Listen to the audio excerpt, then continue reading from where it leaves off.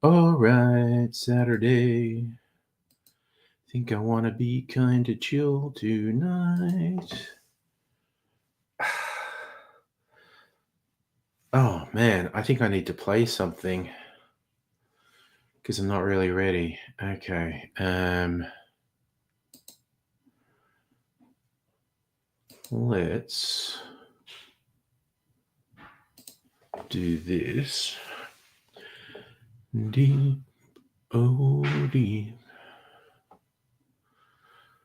Hello, baby. Who had a baby 15 years ago? One of the Log Brothers. God. I should go to my own channel and put something on. What am I in the mood to put on?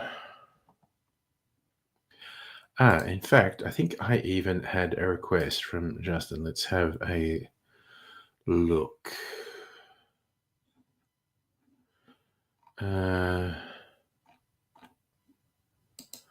Wait, let me just click in on through.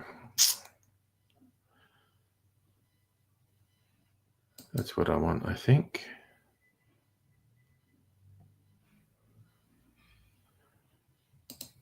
Community. Is that it? Yeah, that was it. Okay.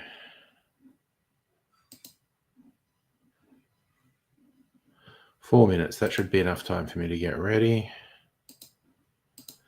And now I'll just get Discord ready just in case anyone's trying to message me on there.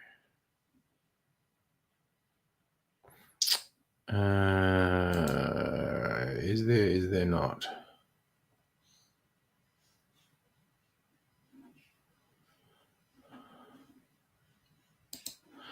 Okay. Right, so I'm going to put this video on while I go and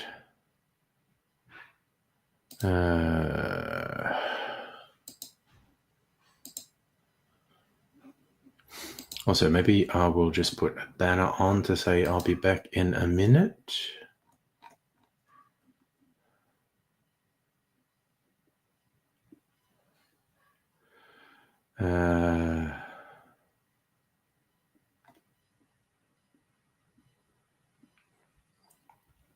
Let me quickly see.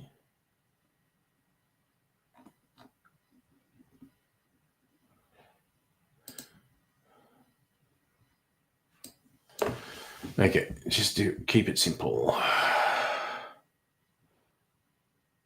Back in a few minutes. All right, and I'll just put this video on.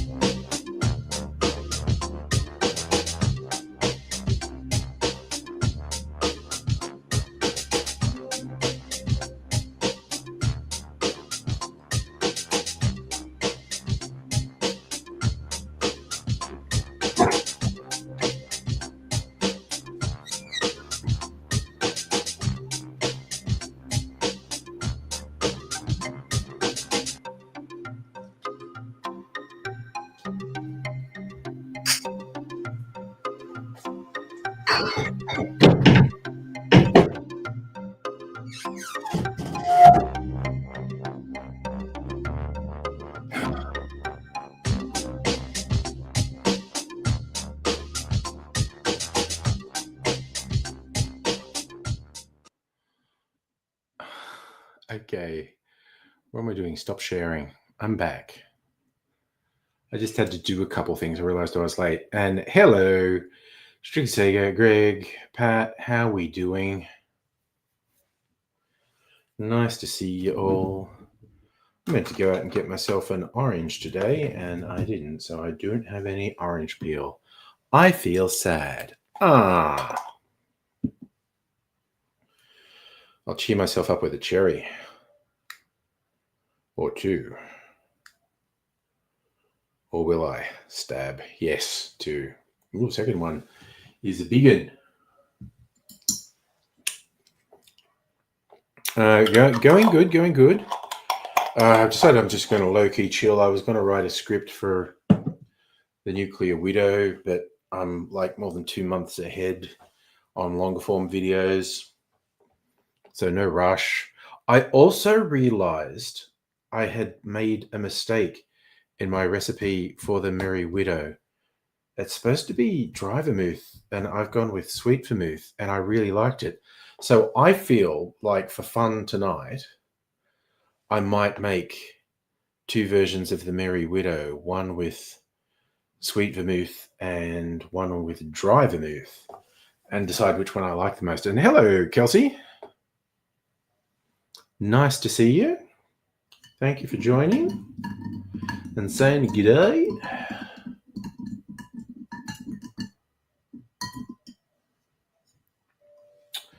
Cheers, y'all.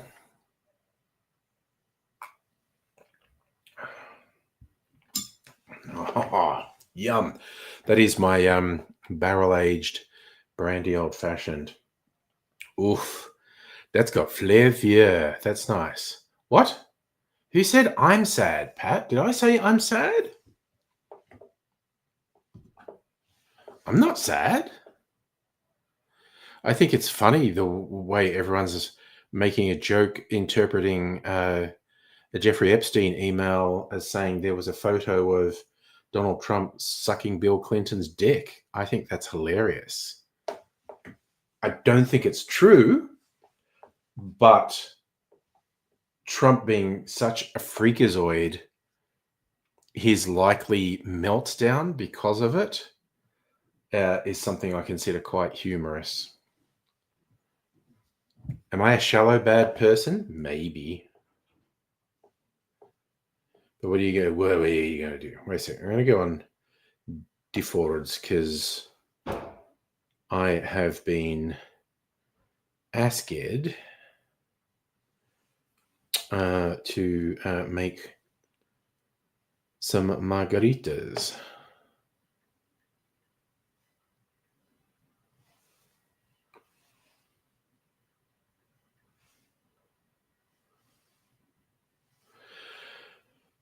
Holy shit. Oh my fucking god. They've made the site fucking unusable. These fucking ads. What the fuck?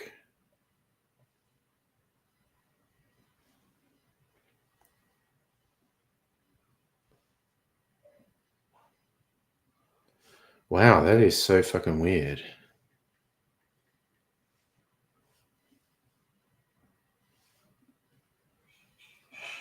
Is it going to do it again? No, it didn't. Okay.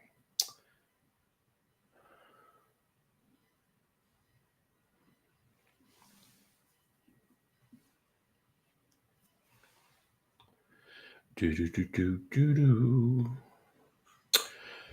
Jennifer. Okay, I know how I'm going to make it. Being tasked with making margaritas. Don't have anything to salt the rims, so no salted rims, no extra fanciness. And Are we having one of those funny moments where YouTube doesn't post comments, or everyone? It's fine if everyone's just quiet for a minute, but it's just there were comments going and they stopped. So I'm never sure if everyone's just taking a breath, which is of course fine, or if YouTube is up to fuckery again, because it's a thing YouTube likes to do. Get up to some fuckery.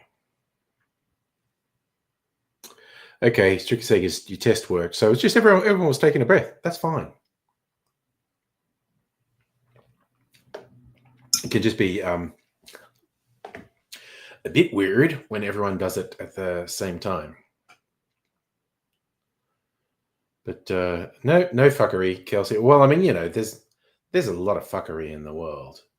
Just because in this particular moment, that particular fuckery isn't happening, I'm always wary of the fuckery. So much of it is happening. Ah, dear. But we're all here. It's good. Gonna just have a chill Saturday night. Going to sip on my old-fashioned.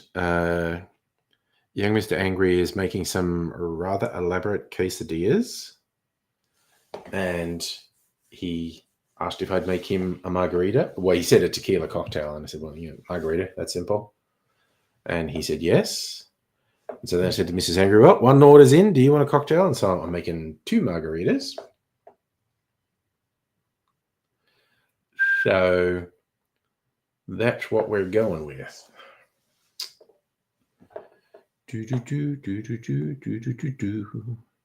Looking up recipes. Huh.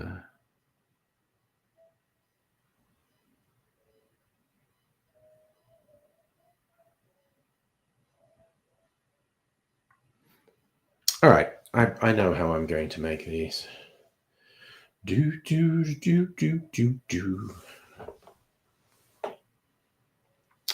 Pat, I wish there was an excuse like I was drunk for the falling down. It was literally just I'm clumsy and the footpath was wet. I'd arguably feel less bad if I was drunk when I fell over. Although that's real, because who the fuck knows what would have happened with a drunk fall if I would have been together enough to go, my fingers. I mean, honestly, I might have called an ambulance.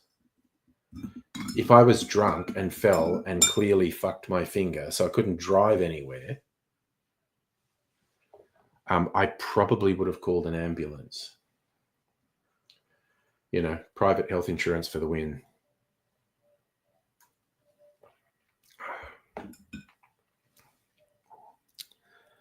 But as it was, I wasn't even feeling anything for about half an hour to an hour, just the adrenaline. And the adrenaline started petering out. And I was like, okay, now it hurts. And it did, in fact, hurt and continues to hurt. Hurts nonstop. Although the degree of hurt is getting less. It's just annoying today. Most of today, it's been an annoying, dull ache that I don't even think qualifies as. Well, okay, it's uncomfortable. So if we do the pain scale, 1 to 10, where once you get above 5, it's getting bad, and 10 feels like you're dying. I think once you get up to 8, it's like the most pain you can take, and at its worst, this is probably an 8. 9 is when it's past what you can bear, really, and 10's where you're pretty sure you're going to die. I think I'd rate this about a 4. Like it's uncomfortable. It hurts. I don't like it, and it's constant. So I've got this constant low-level 3 or 4 out of 10 pain. Whereas earlier stages in the week, it was a constant 5 or 6 out of 10, just like all the time, and occasionally acute bouts of 7 or 8. Like it got I'd wake up and it's just like, I don't know if I'd been lying on it or holding it funny. And I just go like, well, that really fucking hurts. Like I'm just lying there, um, feeling sorry for myself because my fucking finger hurts and it hurts a lot. So I don't think it ever got past like an 8, but it's like, um, if it got any worse than that, it would have been like, me screaming and crying, going, "Someone give me pain meds for fuck's sake!"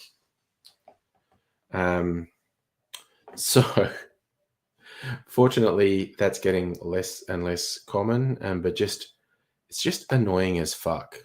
And it's now like it's been wrapped up for a week, and I'm kind of tempted to unwrap it and look at it. They say you're meant to strap it for at least 2 to 4 weeks, but I don't know. I could unwrap it and let it breathe. Maybe tomorrow. I'll ask Mrs. Angry her advice. Is like I just want to see it. Maybe let it breathe for a bit, and if she's up for rewrapping my finger, we'll see.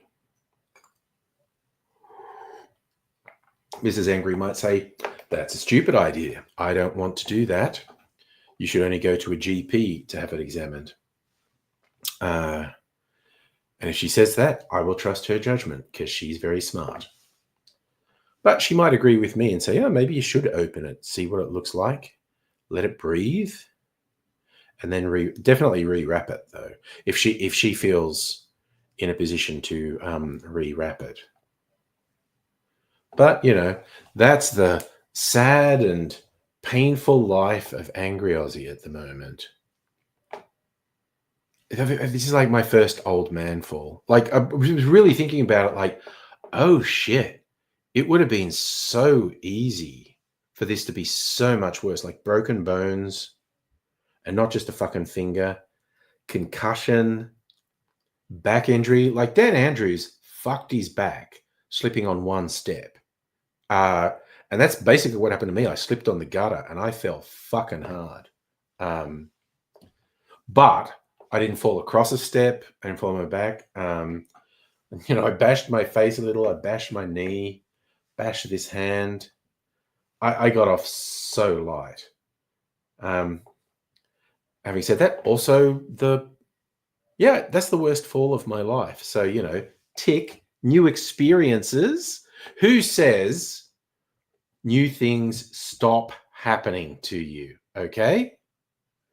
It's a new experience for me. The worst fall I've ever had. You're like Angry Unleashed? Dude, I can monologue for the longest fucking time. And I will keep doing it, honestly. Probably unsurprisingly, most times when I set up live streams, it reminds me of doing live streams with AZ, not least because when I'm looking for thumbnails, sometimes it's got my old thumbnails. It's the ones of the cartoons of me and AZ or photos of me and AZ. And the thought popped into my head yet again just before the stream when some of those pictures with AZ came up. And because we had this conversation on a previous stream, like, oh, could we program an AI version of AZ? And it's like super easily, because what do AZ and the large language models have in common? They would both say completely untrue things with immense confidence. Kelsey pouring out a drink. Nice. Are you in Australia, Kelsey? Because we get people from all over. So, for us Australians, Saturday night, well worth a drink. Not that I judge. I do occasionally get like people in North America, for instance, and it's very early morning for them. And they go, yeah, I'm going to have a drink too. And I'm like, dude, not judging. Absolutely not judging. Well, judging a little bit. No, not really. Just like it is what it is as far as I'm concerned. Everyone makes their own decisions.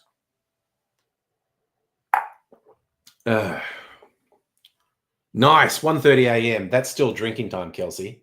Vancouver, British Columbia. Vancouver Island, British Columbia. 1:30 a.m. That's Friday night, Saturday morning for you.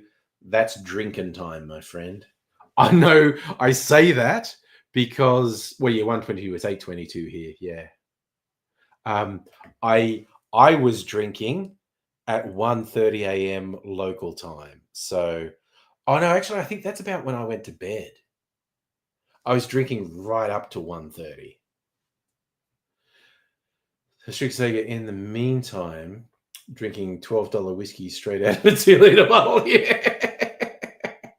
That is the difference with alcohol in Australia, and particularly the United States.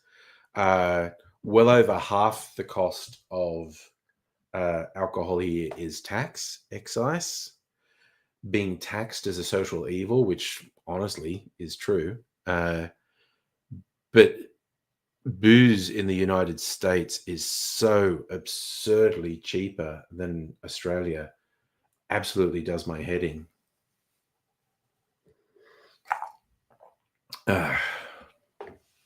So I am going to do my Merry Widow experiment. It was a real fucking surprise to me when I noticed, when I because I was planning on a script for the a nuclear widow.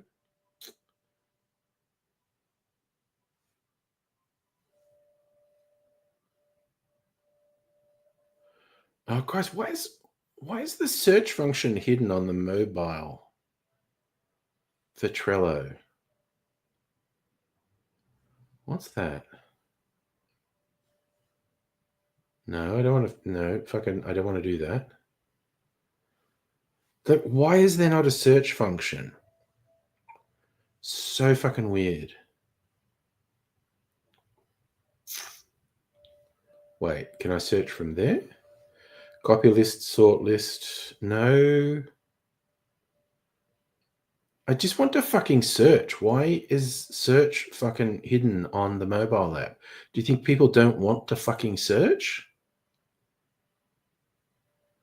Okay, this is fucking ridiculous. That's annoying the shit out of me.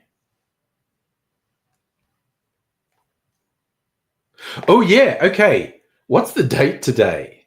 The 15th. So, it might be time to decant the whiskey, but I didn't bring a fucking funnel in here. I have to go out and get one.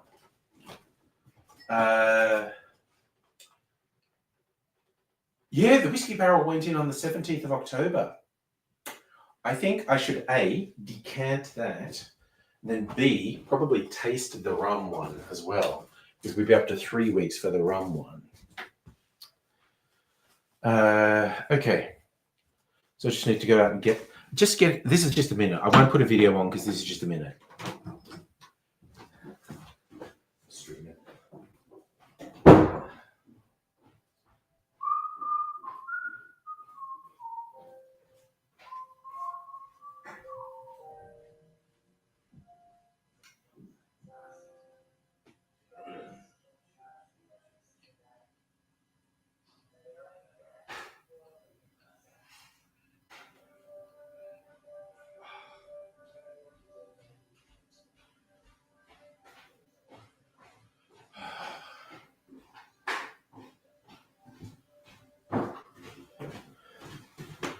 Okie dokie artichokey. Here we go.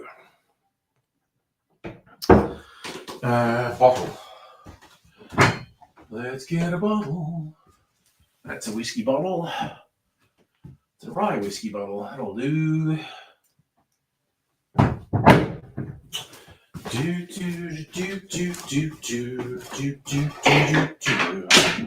The gospel.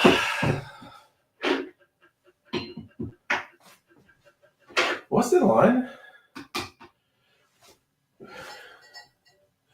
Whiskey is religion, rye is the gospel. I need to look up this up. Okay. Oh, I'm not sure if we had an angel's share issue. If we didn't, it's going to be more than that bottle will hold. And I'm going to have to put something back in here. I'm just filtering, like I've got a fine sieve there, just in case. Get like some fragments of charcoal from the barrel. Do. Okay, you're not even getting peeing ASMR. Oh God, it's such a nice color. It's a really ruby color. Okay, now we're getting some peeing ASMR.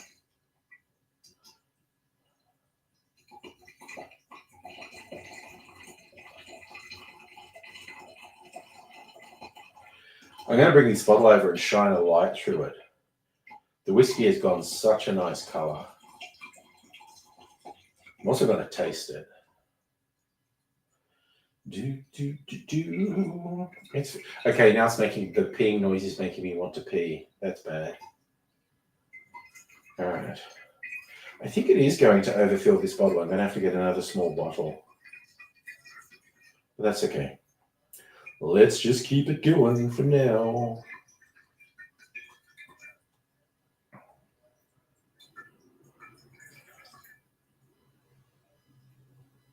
Oh, there's not much left. I don't think. Okay, we're getting there. Very full bottle.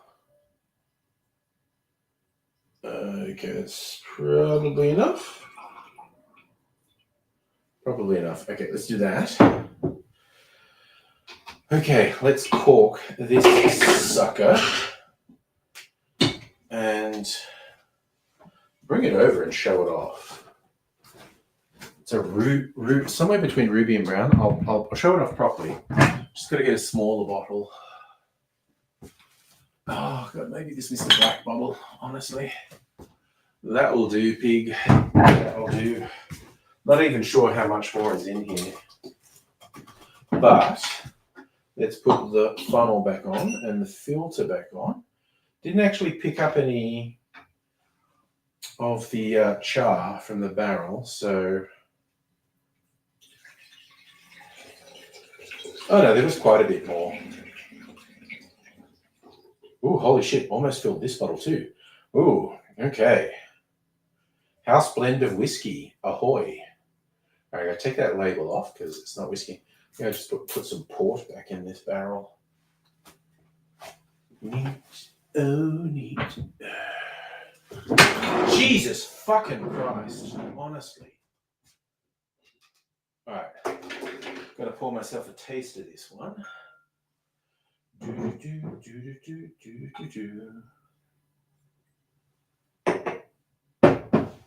Yeah, so gonna taste it, see what you all are doing. Okay. Okay, now I've got to show this off. In the glass, it's a really nice color, but I'll show it off in the bottle. I'll shine a light through it. Like, okay, so the bottle just kind of looks opaque, but put a light. It's got like a ruby color. It's such a nice color. It's not just brown, it's got this, and I think that's from the fortified wines that have been in the barrel. It's got a more ruby color. Oh. So let's do this. We want to trap the aroma, warm it up with my hand so it releases some of that precious aroma and trap it so it builds up.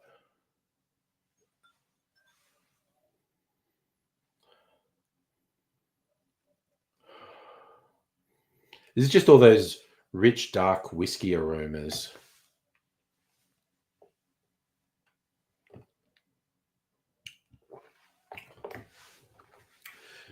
Fucking yum. That's so nice. I think there's some strong whiskeys in there. But there's at least like 6 to 8 whiskeys in. Oh man, it's so warm. And it's so fruity from the wine that was in the barrel as well. So as you can see on the Laserdisc group, posting a selection of favorite discs each day, starting with a letter from A to Z. Today's P. Usually do it in the morning. Okay, what's a good movie that starts with P? Postcards from the Edge. Okay, I just threw that in. Not my favorite movie, but I do like it, based on Carrie Fisher's memoirs.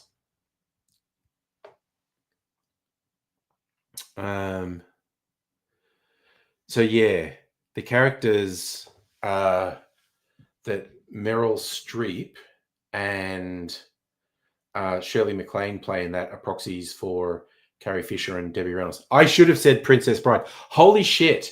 You're reaching into my mind and getting the real answer. One of my top 3 movies, The Princess Bride. 3, because I've only got 3 fingers there. No, you reached into my brain and got the right answer. I said the wrong answer.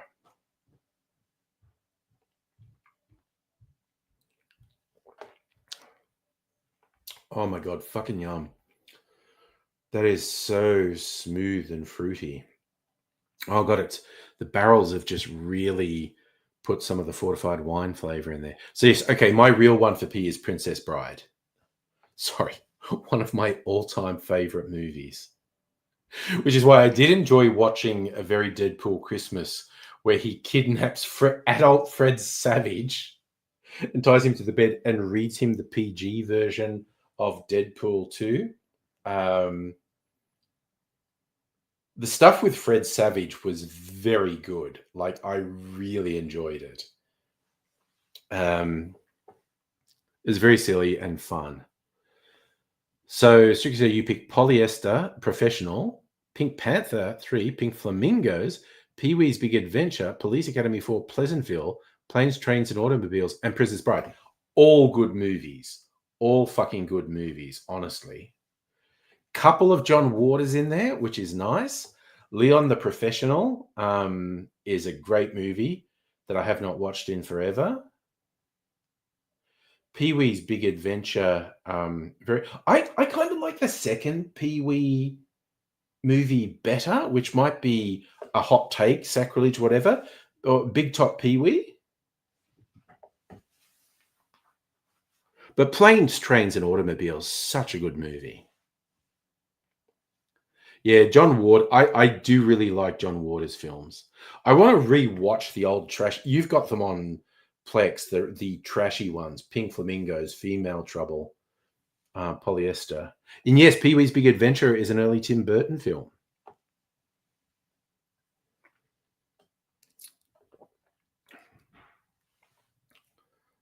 Oh my god, that whiskey is so nice.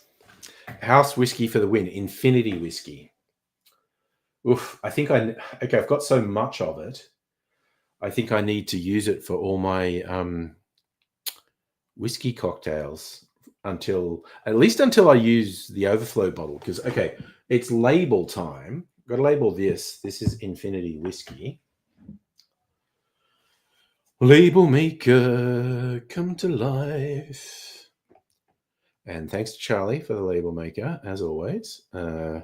Also, I never bothered to read instructions. There's probably easier ways to do this than how I do it, but I hate reading instructions and learning. So just print something that says whiskey. I know the color of this is awesome. Like, it just kind of looks brown, but then you get some light through it. And it's got this ruby color. Oh my God, it's so nice. I'm so happy with it. But yes, I should put a fortified. I've got port and sherry in there. I should put some wine back in the bottle, in the barrel, because we don't want it to dry out. Okay, I just put a little whiskey label on here, and that can go back in the cupboard.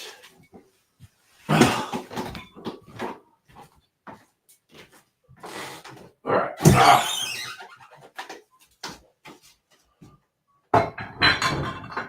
Ooh, I've got my barrel aged wine that I made from New Make as well. I don't think I'm gonna do the fucking widow experiment. I might do it tomorrow night. I'm just chilling and talking now. So, ooh, that orange. I was gonna do limoncello. I should do my blood orange in it. No, that's really strong. That's just gonna get them drunk. All right, whiskey label, go away. So, what's in there? The beetroot wine and the Nabina wine. Okay. Oh, I'm going to pour the port into this one, I think. And I love bringing this up every time I get this bottle out. But I got this ridiculous Australia's #1 fortified brand, McWilliams. Tawny, so port. This is like a 2 litre bottle. 1.5 litre bottle of port. And it was so cheap.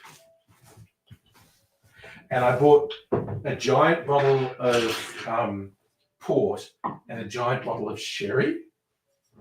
And I just thought, I must look like the worst fucking alky at the moment. Just buying cheap fortified wines. These were like $10 or something. These were ridiculously cheap for these huge bottles of fortified wine. Oof, that sounds like it's filling up. No, still room, I think. Oh, wait, is that full? I think that's full. Okay. Like, I often buy quite a bit of booze from Dan's. I buy 4 to 6 bottles, but it's, with proper spirits and whatnot. And it's just like, no, I'm a cocktail enthusiast, and these are on sale, so I need them. But I swear to God, I've never felt like more of an alky than when I bought giant bottles of really cheap port and sherry. And I almost wanted to, overcompensate and explain to people, I won't be drinking these. These are not for drinking. These are for keeping my barrels wet and giving them flavor. Hello, Hannah. Oof. Saying hello while you take your meds. Damn, I hope you get past the horror of this fucking flu, Hannah. It sounds so nasty.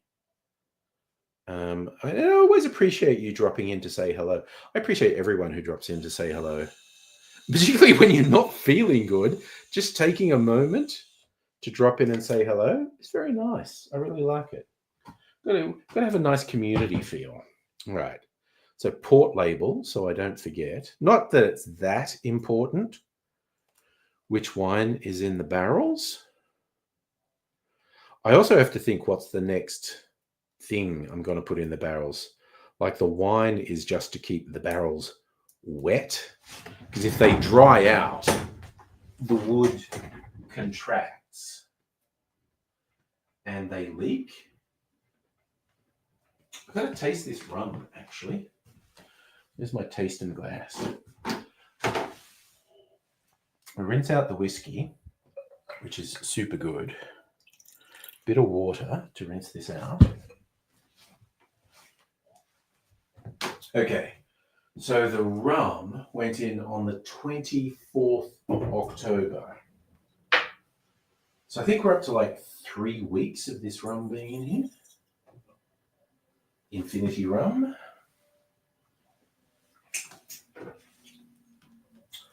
All right. How's the rum going? Nice color again. Let me see if I can get around it. So, Hannah, 2 weeks in, still wheezing every time I breathe. Oh, hurts to sit up. Oh, my God. If you were a dog, you would have been put to sleep and you get it. Oh, my God, that's so nasty. Hang on, Greg. I'll answer you. I'm going to touch you.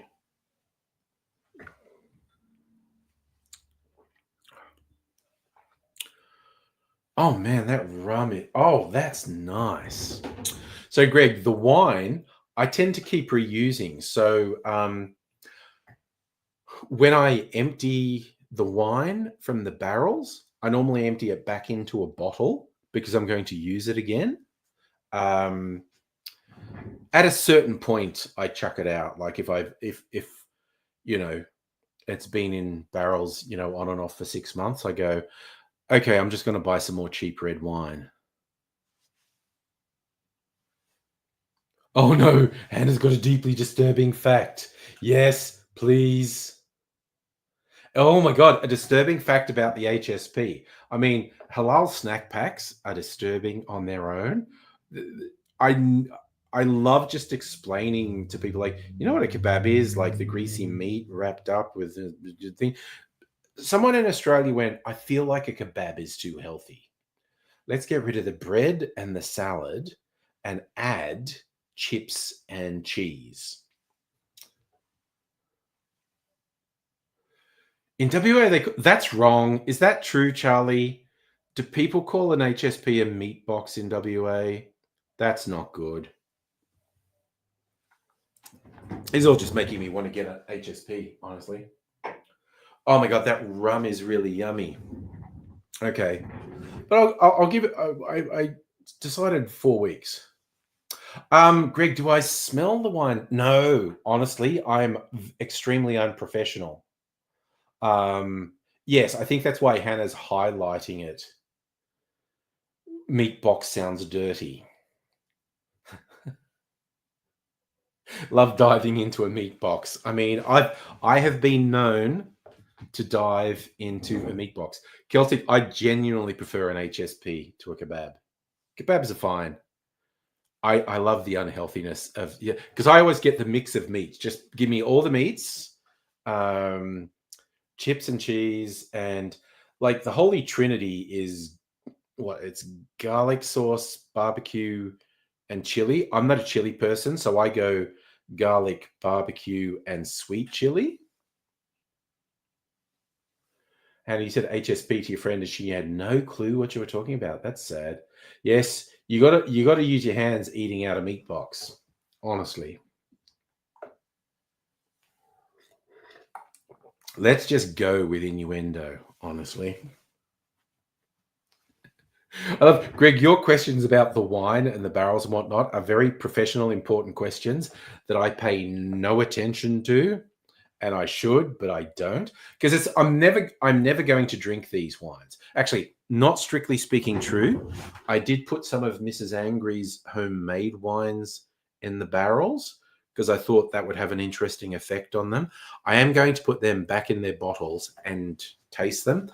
Her beetroot wine, which I mixed with a little bit of port, and her lemon verbena wine, which I mixed with a bit of sherry. And it's a 2 hour. Yes, is it 2 hours or 3 hours now between east and west? I don't know. Was that guilty? Do I just like the HSP unhealthiness? I mean, it's just fucking meat, chips, and cheese and some sauce. I just fucking love it. It's so good. As in, it's very bad for you.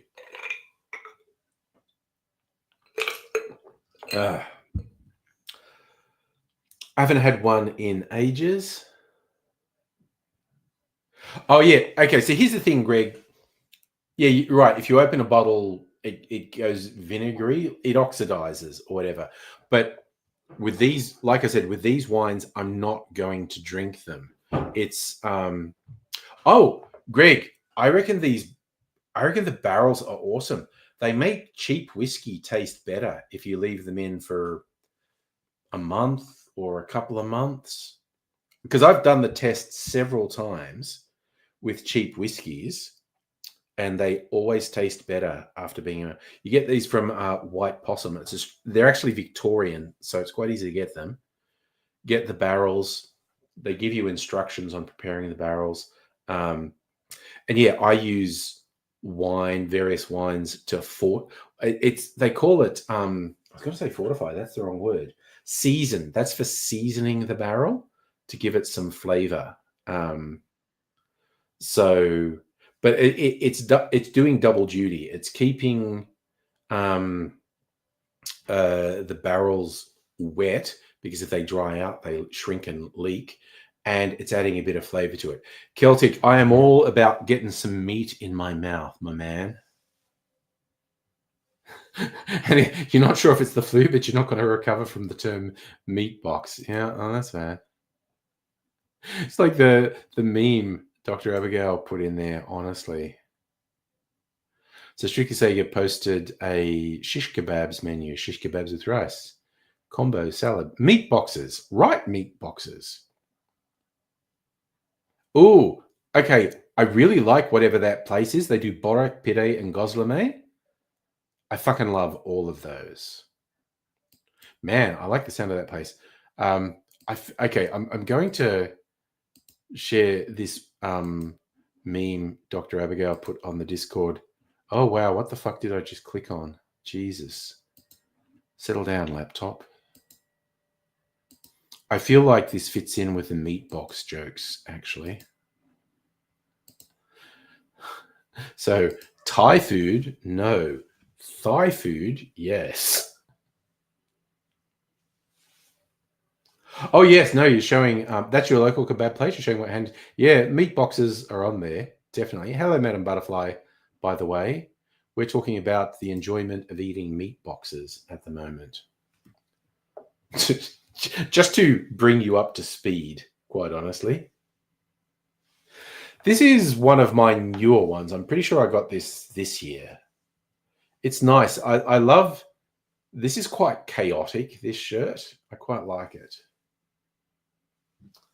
Like showing Americans we have long blacks when it comes to coffee. Have you heard of a corn jack? What is a corn jack? I've not heard of a corn jack.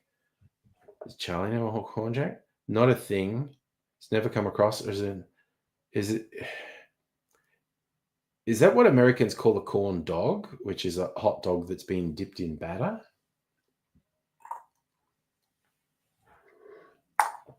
I don't know. I am completely unfamiliar with the term of a corn jack. Corn-based deep fried fritter. Oh, it's like a Chico roll. A corn jack is like a Chico roll. Okay. So, bogan Australian fucking what are they called in Asia? Oh God. Okay. I've had enough drinks tonight to forget words. Spring roll. That's what we call them. So it sounds like what we're talking about is a bogan Australian spring roll. You don't have dim sims. Oh, dim sims are great. I like small dim sims. I like big dim sims. South Melbourne Market is famous for these fucking huge dim sims. They end up in cafes. Oh, it looks like someone's here for a drink. All right. I told you earlier I was going to make some margs. I'm going to make some margs now. All right. The request is in. Make some margs. Okay. So I'm going to get a bit creative with them. Nothing too outlandish. All right. Couple glasses. I'm just going to make 2 mugs at once. So we have tequila.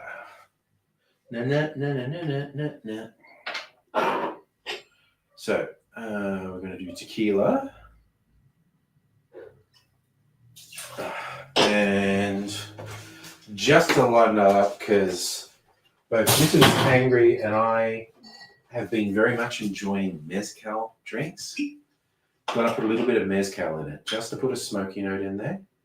Still going to be predominantly tequila. And as I've said a few times, for people wondering about the difference, all tequilas are mezcal, but not all mezcal is tequila. The rules in Mexico about something being called tequila, it has to be made in certain states in Mexico and prepared in a particular way, but all tequila meets the definition of mezcal. So I used to think it was the other way. I thought mezcal was a subset of tequila, a specialty one, but it's not. Tequila is actually a subset of mezcal. The more you know, kids, the more you know. We're out here getting educated. Okay, now where is it? I've got to find the right thing in the forbidden cupboard of mystery. Right, okay, so normally you make your mug with lime juice. And I don't have any lime juice handy. So I'm going to use lemon juice, but you often use an orange liqueur in there as well. So to lime it up, I'm doing limoncello as the liqueur element. So we'll do that, limoncello. And I am going to But this is a sugar syrup I made from fruit that was growing on a tree in our yard called loquat. It is tangy, citrusy sort of stuff. It's nice. Okay. Now, lemon juice rather than lime juice.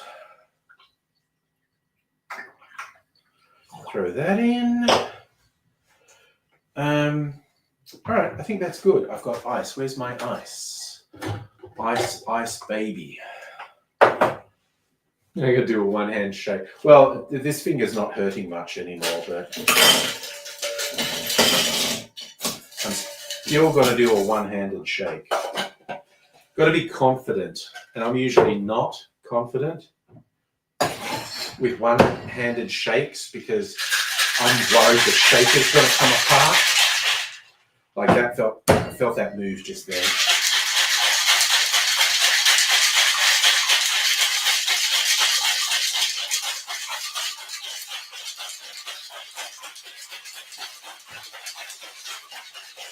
Okay, it's feeling pretty good. Sadly, I did not salt the rims of the mugs, which is what you want to do if you're really classy. But I didn't really have the wherewithal to do that, so mug 1, mug 2.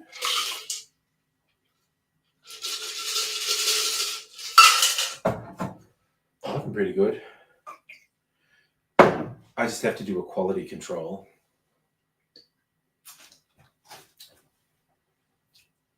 Yeah. Oh, I don't like to toot my own horn, but I'm liking this, so can you take them both out, or yeah? If you want for the young man. Now I kind of want to make one for myself. That tasted really nice. Thank you, Kelsey. Tequila's from Blue Agave. There are a bunch of other rules actually. Oh yeah, no, Greg, the white possum. They're the only people I found. They say these are 1 liter barrels. I think they're more about 1.2 liters.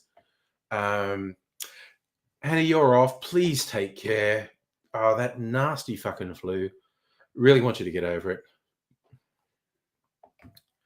But yeah, Greg, White Possum actually sells some interesting stuff, but the barrels, because I think the smallest barrels I've seen anyone else sell are 2 liters. That's like too big. I love these. I've got 4 of these 1 liter barrels. I had a 5th one. I took it apart at one point. If anyone wants, I kept the staves. So you can see this is what the inside of a barrel looks like. So that's what you see on the outside, the wood. The inside is charred to give flavor to stuff. So if anyone wants, I can send you one of these and you could like drop it in a bottle of cheap whiskey and leave it for, I don't know, a couple of months, and it would give it more character. A barrel stave. If anyone wants one, just message me on Discord with your postal address and I'll send you one. Safia Lem Heros. Nice. Oh, half price Lem Heros. Why would you not do it? Yes, I did send Strictly Sega one of the sticks.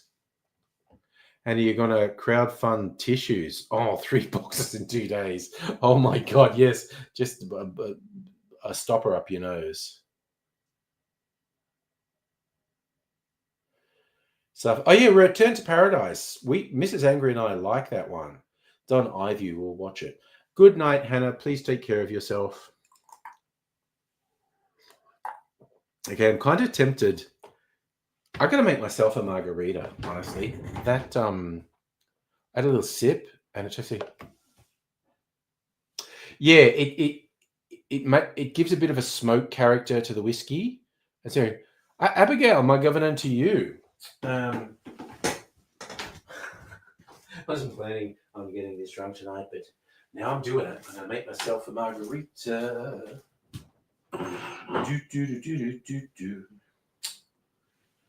Oh, I put the tequila back. Also, I don't think I told them this is high proof tequila, 110. Most tequila is 40%. This is 55. And I got it on sale as well. So like bonus. Good value. So I'm going to do tequila. Mezcal. I love the name of this one. Peloton de la Muerte. Death Squad. Death Squad. Mezcal. Do. Okay. So this limoncello. Maybe a little bit more. Do.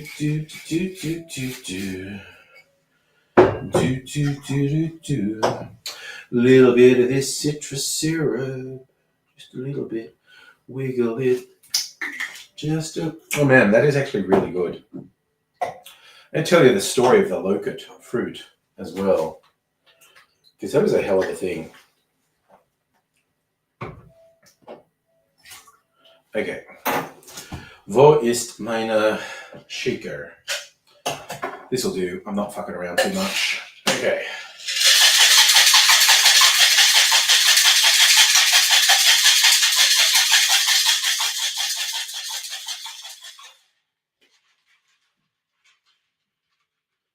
Oh, fucking come on. Oh, this hand. Come on, goddammit. There we go. Break the seal, motherfucker.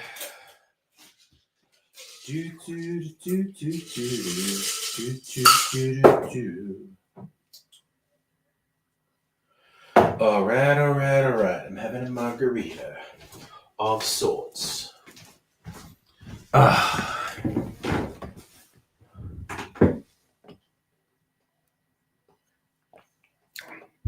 Fuck yeah. Oh my God, that's good. Okay. I'm sorry, I'm just really suddenly taking a toilet break. I'll be back.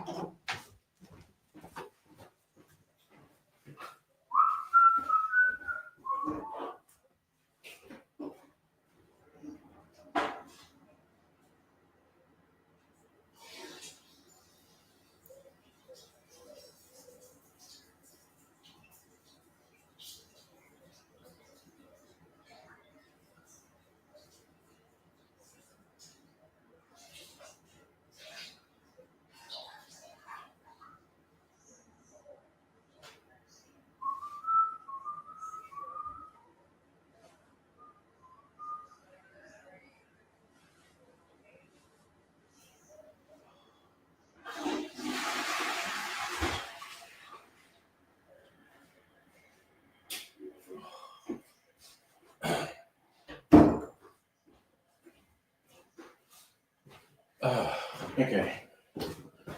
Oh, you know what brought that on, but I really had to pee all of a sudden. Okay. Oh, little so Safa, what I had for dinner, one of my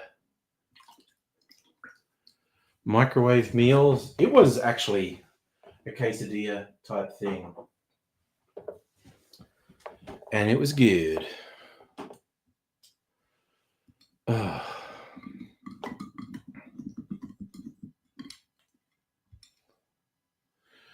Cheers, y'all. Oh, sounds like someone's. Oof. Okay, that's a good marg recipe. I like that. I hope everyone else likes it. I always want reviews when I make drinks for household members. I'm like, did you like it? Did you like it? I need validation. Tell me you liked it. One time when Abigail was over here, I was just making pina coladas all night because I had a good recipe for them, and both Dr. Abigail and Mrs. Angry said, "Yeah, those are good. Make me another one." So I think I made them 3 pina coladas each.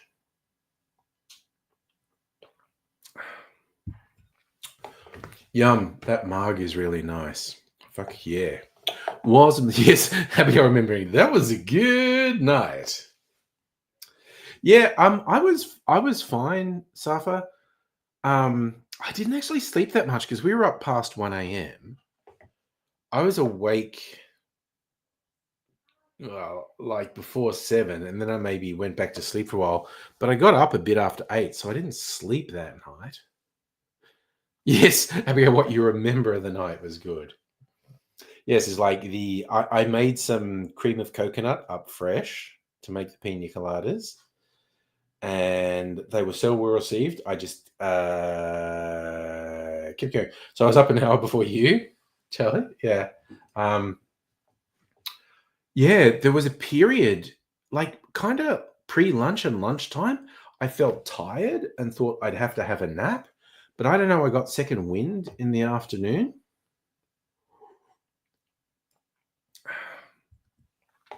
So I watched a couple of movies today. I watched, One Battle After Another, the latest Paul Thomas Anderson movie. I liked it, it was good. It was a very unusual movie, though, as well. And then I watched the comedy Good Fortune, where Keanu Reeves plays a somewhat inept angel who's supposed to be looking after people. And there's a whole thing about rich versus poor and whatnot. And it was like, it was a fantasy because it was with an angel and changing people's lives. But I thought the biggest fantasy element was rich people actually doing something to help poor people. But anyway, so, okay, Strixer, how's this? Polyester. John Waters is perfectly perverse with his... Oh, you're doing all the P's. Oh, I love it.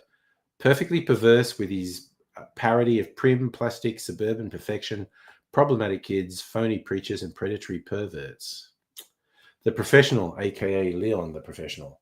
Luc Besson, polished, poetic pulp piece about a peculiar partnership between a precise patient hitman and a pissed off girl. Poetry. Poetry, my man. Absolute fucking poetry. You're watching Airbender. I've watched bits of Airbender. I didn't watch it religiously. And I'm not sure we had any rain today. I think we're going to get rain tomorrow. So for Pink Panther 4, Return of the Pink Panther, Blake Edwards proudly plants the series back on the playful path, presenting Peter Sellers at his most perfect clumsiness. Pratfalls, prating about, and preposterous police work pile up in practically every scene. I love the alliteration here. Pink Flamingos, pure provocation, proudly parading its putrid, profane punk personality, perfect for people who prize pushing cinema. These are absolute poetry. Oh yes, that you add one more for Leon the Professional, pissed off prepubescent girl.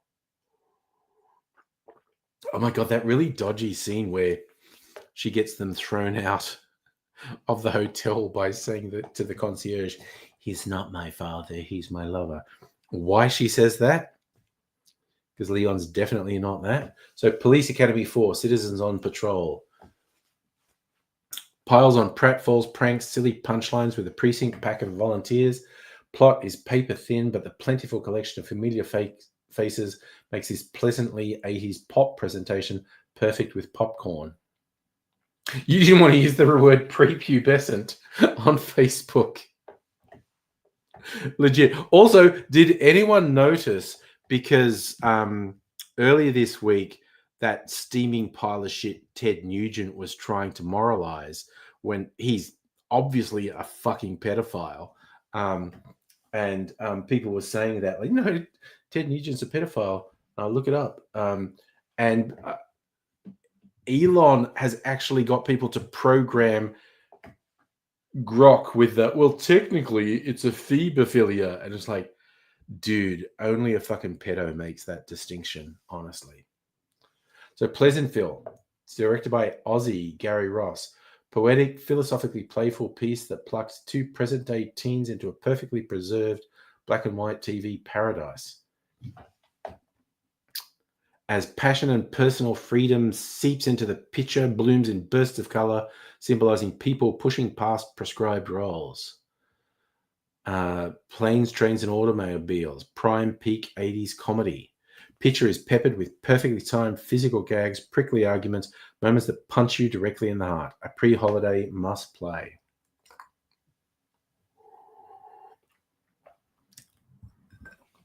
Hits even harder if you watch the John Candy documentary, I Like Me. That was fairly emotional viewing, quite honestly. Oh, last one. I freaking love these, Charlie. These are awesome. Princess Bride. Practically perfect postmodern fairy tale. Part parody, full pure-hearted romance, part swashbuckling. Packed with playful quotes, pointed swordplay, and passionately performed characters. Nice.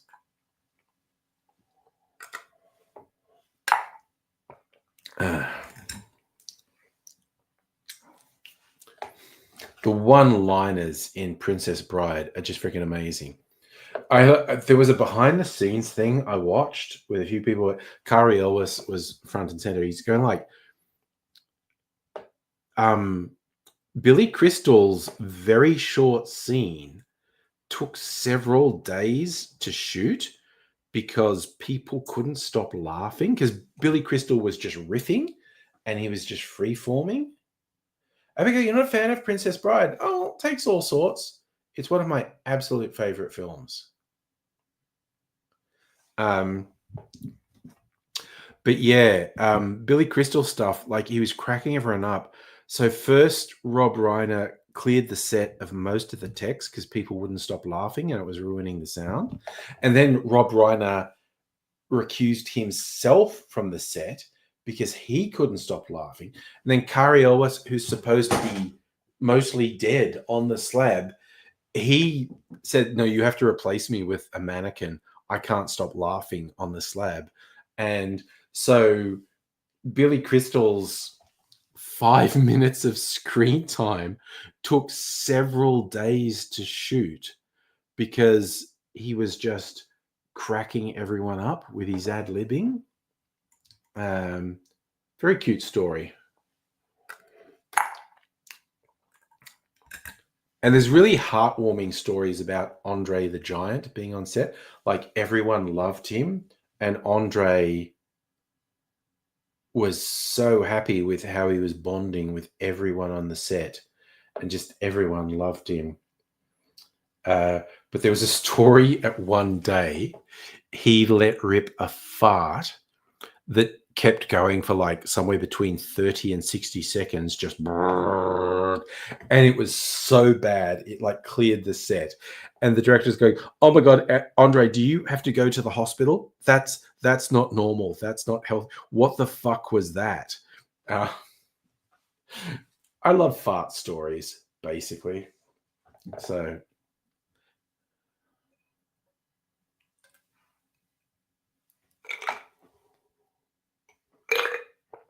I just thought of another P movie, Priscilla, Queen of the Desert. Pulp Fiction.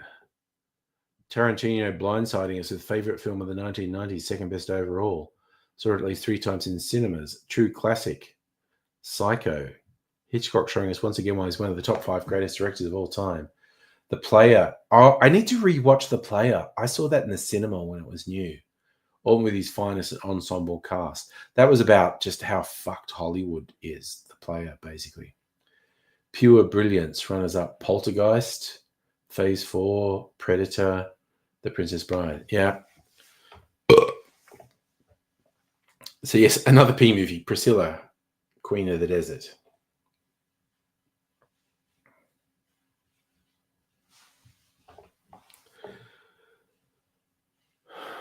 P was hard. I don't know. You did pretty goddamn well with P. Surely Q's going to be hard. If you've done P, Q is next. What the fuck is Q? Quatermass? The Quatermass effect? Which is a weird, obscure 60s or 70s British sci-fi.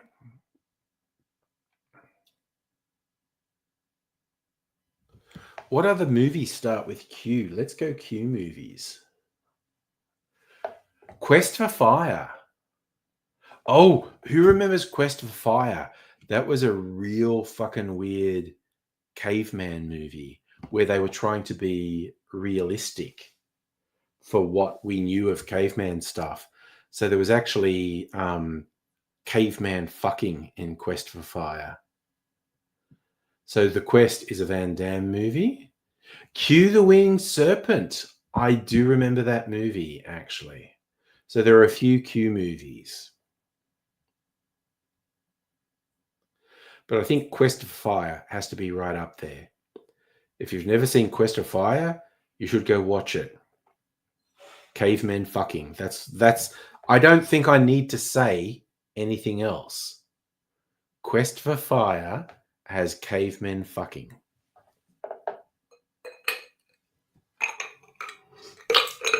Super tempted to make another boozy drink, but I feel like... Ooh, wait. Okay, I knew this box was empty.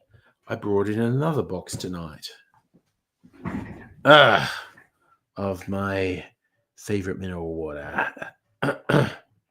Also, half price at Coles this week, I think. So because I'm opening this one, I don't have any backups. So I might get a backup.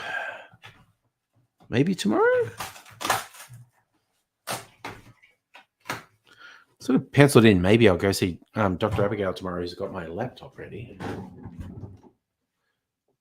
Quatermass and the Pit. Oh, Quick Change. I remember that. Celtic, you saw the VD Adapto. Telling security at the Adapto not to go. Oh, our boy needs some help. He needs some professionals. Yes, Safa, I'm trying to be good. I was extremely strongly tempted to have another boozy drink, but mineral water time. Got to hydrate. I was realizing I was roughly calculating the alcohol content of the Nuclear Widow that I made last night. And it's like, that's a one and done drink. Like the one Nuclear Widow would basically put you over the legal blood alcohol content for driving pretty much anywhere in the world. Quigley Down Under. God damn. God, that's when they thought Tom Selleck was a star, yeah?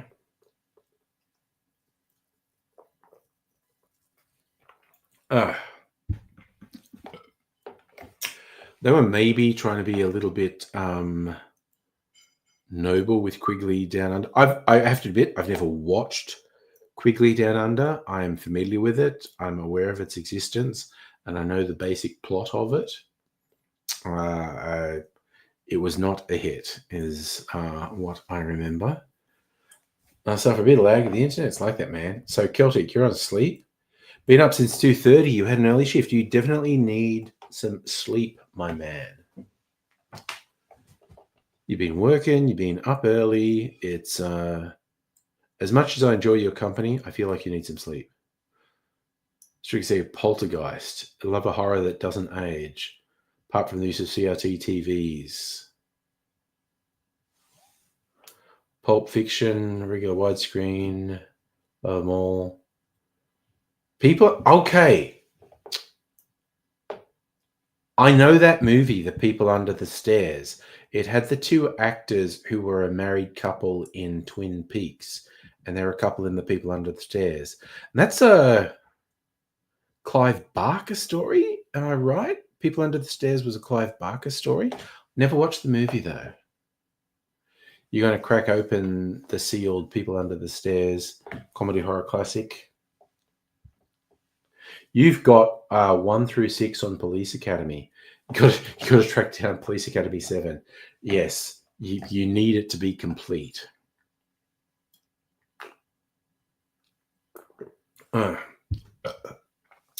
Planes, Trains, and Automobiles, absolute classic. Steve Martin, John Candy, both at their peak. Still brings a solid laugh after watching 100 times. Yeah, it's probably John Candy's best support because I think the John Candy peak is Uncle Buck and Planes, Trains, and Automobiles. Point Break, another good P film. One of the first discs you bought was a PAL copy. You've added an NTSC copy. Share the PAL one. Nice. Point of No Return. I'm not sure if I've watched that. I've heard of it. Prince of Egypt. That was the Warner Brothers animation competition for Disney. Jewish Bible story. Yeah. I did not mind Prince of Egypt. Cool. Okay. An admission now. Cool Runnings. Never actually watched it. I'm aware of its existence. I know what the story is. I know what the inspiration is. I think, Abigail, you're saying that is a high point for John Candy. I still think his high point was Planes, Trains, and Uncle Buck.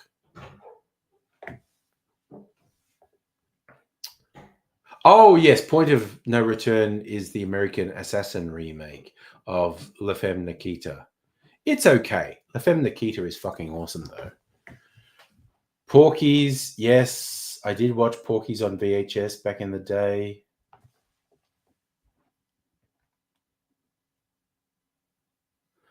The Postman, do you like... That's that weird Kevin Costner one, which I've never watched.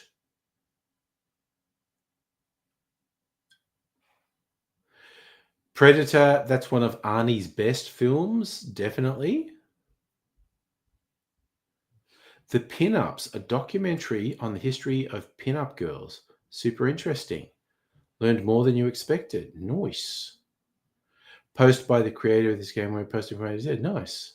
Yeah, no. I know you're posting other people's reviews, and I really enjoy it, seeing the viewpoint of multiple people. It just re-emphasizes our experience of entertainment and art and creativity is completely subjective. If you like something, then it's good for you. If you don't like something, it's not good for you. So if you don't like something, but everyone says, this is a classic, what's wrong with you? Like, fuck it, you didn't like it. If you like something and people say, oh, that's trash, well, fuck them, you liked it. I mean, you kind of can say some stuff's objectively trash.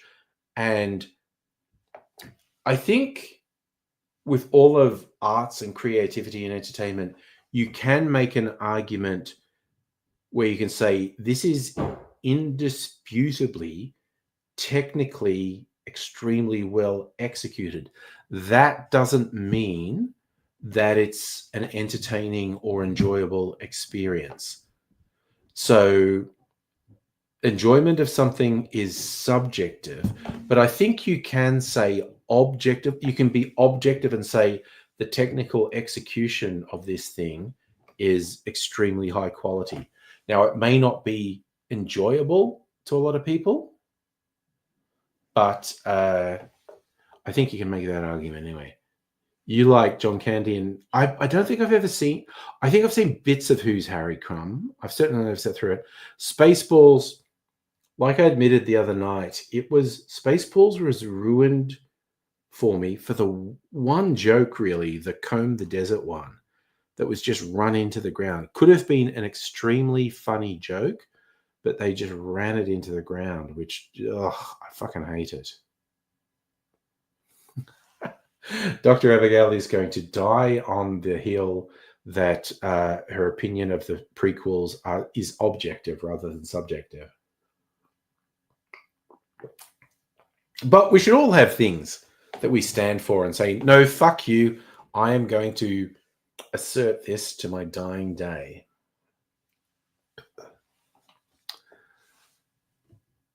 But, okay, what other jokes were overdone in Spaceballs? Kind of like going to the whole thing of saying the princess came from a planet called Druidia, just so he could say she was a Druish princess, which, for anyone who doesn't get it, in the 80s, someone, and this was a very New York thing, invented the term Jewish American princess. So that was very niche, and it kind of overdid that a little bit. And even just the Schwartz, and the penis references for the lightsabers, kind of funny but kind of overdone as well. That's my problem with Spaceballs. They just ran the jokes into the ground.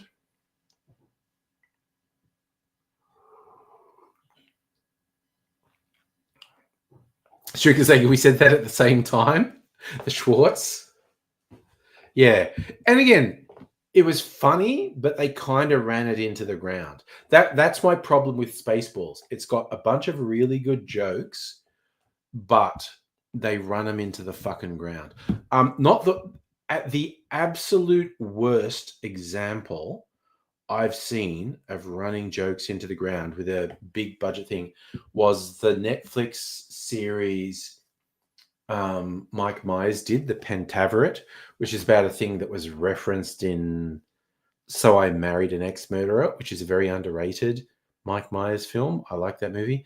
But I couldn't last more than one episode of that on Netflix, because this is how it felt to me watching it. They're going like, hey, we're going to tell you a joke now. This is the setup for the joke. The joke is going to be around that. Here's the joke. Did you see the joke? That was the joke. I'm now telling you the joke again. That was the joke. Did we all get the joke? That was the joke.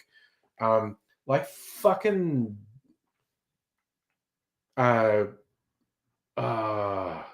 what's the animated horse on Netflix?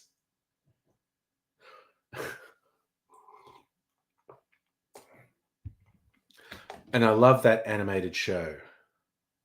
Oh God, that terrifies me, Abigail. Pentaveret got worse after episode 1.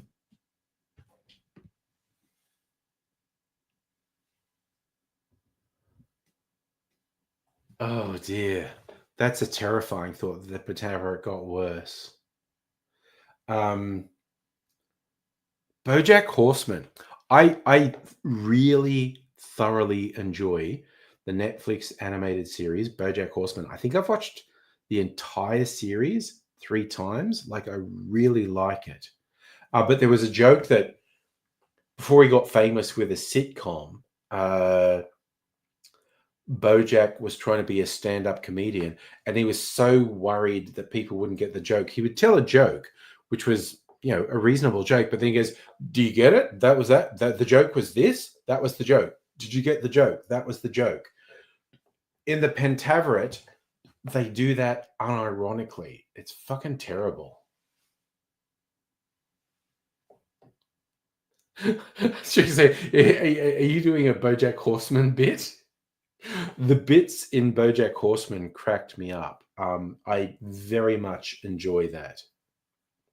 It's like when they were showing you some flashback bits, like BoJack's driving a convertible down the street in the 80s when he was a big star, and the radio's playing a song that sounds a very 80s song, and the lyrics were, "This is an 80s song, because that's where we are. We're in the 1980s. That's why we're playing an 80s song." The self-referential jokes in BoJack Horseman fucking crack me up. And I love it. Okay, Strictly Sager is leaning heavily into the BoJack Horseman bit in the comments. Oh, was that Spaceballs? Sorry, I thought you were doing a BoJack. Look, I don't know. I don't know what's up, what's down, what's left, what's right. I do admit I will watch Spaceballs 2, which is like coming out next year. When I say watch it, I will watch it when it's on your Plex or on a streaming service. I'm definitely not going to watch it in the movies. But I did have fun watching one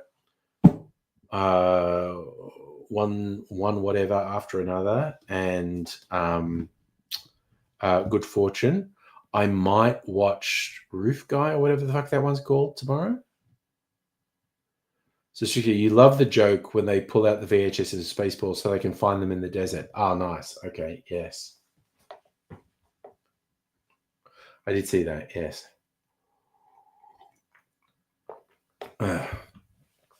But like, I don't know. Like I said, even though like Mel Brooks was involved in increasingly shitty movies, Mel Brooks is funny. Like I read stuff he wrote in the 60s and 70s, and it's really fucking funny. Same as Woody Allen. Woody Allen is horrible and just gross, creepy guy and whatnot. But I've read some of his books. He's a very funny writer. I refuse to cop to that thing when it's like when someone outs themselves as being awful or like, a monster or whatever. And you go, well, I never liked the stuff. They were never funny. They were never a good writer. They were never funny. They were never a good musician. They were never a good actor. No, I admit to when someone was good, and it just doubly frustrates me when it's like, oh, they turned out to be a horrible piece of shit, and I can't enjoy the stuff they did that I used to enjoy because they were actually good. See Louis C.K., Neil Gaiman, a few other absolute fuckheads. I love that. Strict is saying you're just rapid firing with the fucking Space Pulse lines now. Actually, when I think of Spaceballs 2, it reminds me on Amazon Prime, there is actually History of the World Part 2, which is a series of sketches. And there's a few episodes of it, and I watched one episode. It wasn't terrible. It was like mildly amusing. And it's like a bunch of quite well-known people wanted to work with Mel Brooks. And who wouldn't, honestly? So I think the worst thing Mel Brooks has ever done that I've heard of is he said the stupid line like, oh, everyone's too easily offended now. It's too PC. You could never make Blazing Saddles today. And I was going like, wake the fuck up, dude. If you made Blazing Saddles today, the weirdo right wingers would say, oh, this is woke bullshit. Because Blazing Saddles is anti-racist and just at great length makes fun of racists. So that's probably the most upsetting thing that I've ever heard come from Mel Brooks, that he did the stupid line of, oh, you couldn't make Blazing Saddles today. Everyone's too easily offended. But it's the right wingers who would hate Blazing Saddles if it came out today. It's like when they go like, oh no, I don't hate women and stuff like that. I think, like Sigourney Weaver in Aliens was good. And it's like, motherfucker, if that movie came out today, new, you would be whining and bleating like a just ridiculous fucking child about how you hated that the action protagonist was a woman. You're a lying, hypocritical piece of shit. And exactly, Dr. Abigail, way more racist, way more right-wing, hateful, awful movies are being made today than Blazing Saddles. So maybe there's some dark, terrible things about Mel Brooks that I don't know, but that's the thing that has upset me most about Mel Brooks. Did I see a clip about Ariana Grande attacked Cynthia? don't. Those are words, and I don't know what... I normally understand your words, Charlie, but I don't understand those words. I'm aware of Ariana Grande is a person. Wait, is that about Mel Brooks? I don't know. Of course I had my breakfast baguette, Safa. I'm a civilized human, and I'm having another breakfast baguette tomorrow with bacon. I had a breakfast baguette while watching One Whatever. Why do I keep forgetting what that movie's called? One Whatever After Another. So Ariana Grande and Cynthia Erivo are the main actors in Wicked. Okay, I haven't watched Wicked. They're touring and some dude jumped the rope and tried to attack Grande. Okay. Geez, that's upsetting. But no, I was not aware of that. And I haven't seen Wicked, so I'm not super into it. But yeah, if someone tried to attack them, that's fine. Oh my God. You know what I saw today? A media report. Okay, because sports betting in the US is terrible and corrupt and awful. No, Abigail, I haven't seen Wicked. Can't be friends. I could watch it tomorrow, maybe. So Cynthia went full boss mode and fucked up the guy who jumped the rope. Nice. All right. Well, maybe I will. I'll probably just want to chill out tomorrow. Maybe I'll watch Wicked tomorrow. Um, sorry, I was going on a whole tangent and then I got distracted. Now I forgot what I was even saying. And I'm just feeling, ow, my knee's still sore. Yep, no, if I push my knee hard, it's very sensitive. From a week ago when I fucking fell out. And I didn't even realize at first I'd hurt my knee. It was like a day or two later. And I looked and I went, wait, my knee's bruised. What's that about? And Natasha like, ow, that thing. And Shadow, our cat, is super weird. Will jump up on the lounge and wants to be patted and meows a lot. And if she's not being patted, she'll rub her head against things and headbutt things. And she was doing it to my knee, and like she's headbutting my knee right in a sensitive bit, which really fucking hurt. I was talking about Blazing Saddles, Mel Brooks, sexism in film. Well, you know, full stop.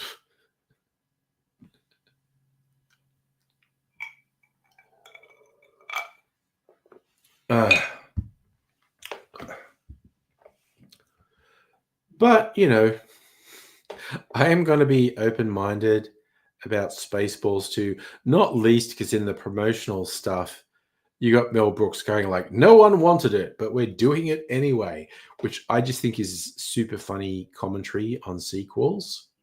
I think he's got jokes in him anyway. What's in my brekkie bag? No, weekend brekkie is a fucking ritual for me. On Friday, I get a sourdough baguette from this bakery called Woodfrog, which has outlets all over Melbourne. And their sourdough baguettes are just the fucking best. And I cut it in half, and I have half of it on Saturday morning, half on Sunday morning. So it's basically, okay, this is the whole ritual. Okay. So I'm cooking up some bacon, and I follow the method that a guy on YouTube said. There's a guy on YouTube, the whole channel is just about him cooking bacon and what's the best way to cook bacon. And they did this thing where you put it in a pan with water, and that's boiling, and you put the bacon in it, and because the bacon's suspended in boiling water, it cooks it at a constant temperature without burning it. So it renders all the fat. And then when all the water's boiled off, you turn down the heat and crisp up the bacon bit. So I'm doing that with the bacon. And then I've got the baguette, cut it in half, butter it, put it on sandwich press, which sort of both softens it and lightly toasts it. No, okay, so this guy on YouTube, you're talking about Bacon Baker. This guy on YouTube, his previous go-to had been baking bacon. He said that was the best way to prepare bacon. And then someone told him about this thing with putting it in a pan with water. And he did that and then did a blind taste. And he ended up deciding that was the best way to cook bacon. You, in your fry pan, you fill it with, well, you don't fill it, but you put water in it and put it on the heat so the water's boiling, and put the bacon in that, and it renders it until all the water boils off, and then you just lower the heat and crisp the bacon up a bit. It's really fucking good. Shortcut bacon, yeah. You like middle bacon? I like streaky bacon. I'll kind of go with any bacon. Like I'll get something as on special, but my favorite is streaky bacon with a decent amount of fat in it, which is clearly extraordinarily bad for me. But fuck it, life's too short.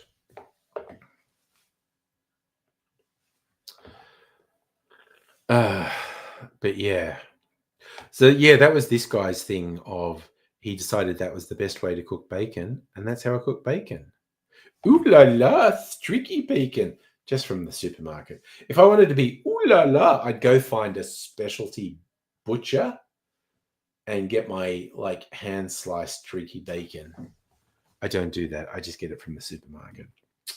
But that's my thing, streaky bacon. That's what I like. No, that's it. Streaky bacon, that's it. No eggs. Sometimes I'll mix it up. Sometimes I will do bacon and eggs. Sometimes there'll be cheese or barbecue sauce, but it's literally just bacon on sourdough baguette. But the sourdough baguette I've buttered and put in the sandwich press because it's a day or two old when I have it. So the sandwich press, the melting butter sort of hydrates and softens the bread, and then it also toasts it a little bit. And super beans. Okay, I'm not averse to beans. I was about to call you a weirdo for bringing out beans, but then I thought, I like beans. That's not weird. No, I don't do mayo. No. 9 times out of 10 or more, it's literally just bacon on a buttered sourdough baguette. That's it. We're keeping this shit simple. Sometimes I'll mix it up. And often, like I'm making something, Mrs. Angry will say, can I make you some bacon and eggs? I'll make a bacon and eggs. And sometimes that makes me go, I should have an egg on my baguette as well. But I do tend to keep it super simple. So if you just do eggs Sunday morning without bacon, that's fine. I like to make omelets sometimes. Omelets are yum. It's actually quite rare for me to just do eggs. I do it sometimes, but it's pretty rare. Eggs are great. Chickens are our friends. Oh God, I remember seeing this comic online of, someone successfully creates a super intelligent AI and they're talking to it and say, yes, I'm aware. I am so far beyond you. I see you as so far removed from me in the same way that you feel chickens are to you. So to work out how I should treat you, I'm going to now analyze how you treat chickens. And the humans are going, no, don't do that. So she said, you like mushroom and spinach, then bacon and boiled eggs. Well, you're fancy. That's all I'm going to say. You're fancy. I am probably going to cook something up tomorrow, not with bacon, but with chicken and mushroom, onion, and probably a few other things. Also, I might young Mr. Angry is a way better cook than me because he actually works in hospo and he does meal preps, food prep and stuff. So he actually knows how to make things. And he was cooking up these fucking quesadillas tonight. And I was just looking up all the components you're doing there. That looks really good. If the fixins are still there tomorrow, I might steal some of them. Because it was always the funny thing when my offspring was still living here. I cooked dinner most of the time because I'd just say, hey, I've got this. I'm going to make this. They'd go, cool, I'll have that. But every now and then they wanted to make dinner. And anytime they made it, it was way more involved and way better than anything I made. Like when they made bolognese, it was like a 6-hour thing. When I made bolognese, it was shit out of a jar, quite honestly. So yeah, young Mr. Angry made this stuff with chicken and mushroom and onion and stuff to make some quesadillas. If the fixins are still there, probably going to go for it. But yeah, as long as the aliens treat us as we individually treat chickens, you're okay. Yeah, well, there is that as well. Like, I only bought eggs that had the picture of that guy hugging his chickens, so don't be mean to me. It's yeah, it's a hell of a thing. All right, so where are we? 9:40. Honestly, I do I'm only mildly inebriated at the moment, but it's like maybe I should just like get really fucked up before bedtime and I'll just like fucking sleep. I want to make an old fashioned with my barrel aged infinity whiskey that I just decanted.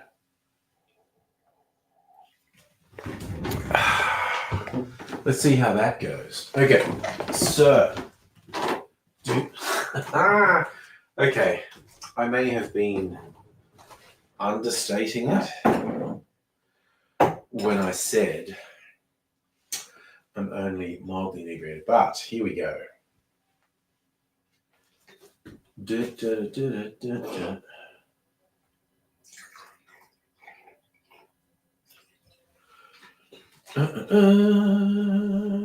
Infinity whiskey.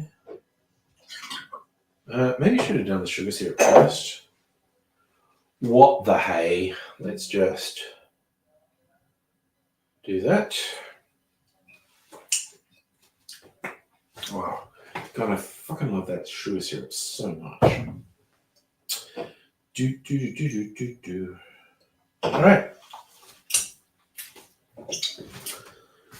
Oh, now we want some bitters. Let's do some aromatic bitters. Look, I may get it together to go and see Dr. Abigail tomorrow and get my laptop. And maybe also use that as an excuse to visit the Bitters Lab, my favourite shop in all of Melbourne. Because I do need some more orange bitters. That is almost empty, and I use a lot of it. Hey, Harry. You're just finishing up at work. I hope you had a good shift. Safa, I'm probably only going to like 10 tonight. Strixation of double fisted last night. Yeah, it's easy. It is easy to overdo it. I thought I was relatively controlled last night, so I didn't feel off today. I was just tired because I didn't go to bed till 1:30 and I got up relatively early, or I was awake relatively early. But yeah, as I said, it got second wind in the afternoon. I haven't felt tired all afternoon.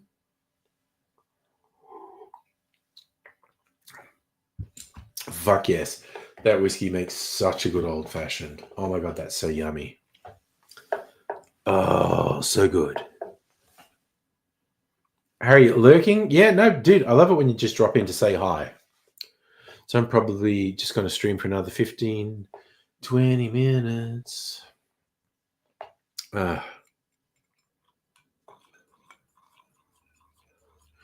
Kind of annoyed at myself for not getting another little orange today because I love having orange peel in my cocktails.